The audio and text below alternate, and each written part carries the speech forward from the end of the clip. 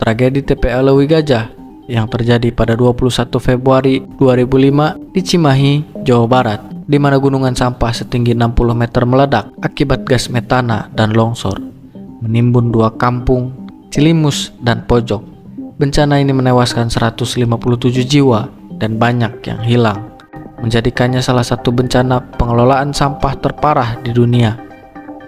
Lokasi TPA ini akhirnya ditutup permanen. Peristiwa ini menjadi cikal bakal peringatan Hari Peduli Sampah Nasional atau disingkat HPSN yang diperingati setiap 21 Februari, dan kita semua masih menyebut plastik adalah sebuah kemajuan.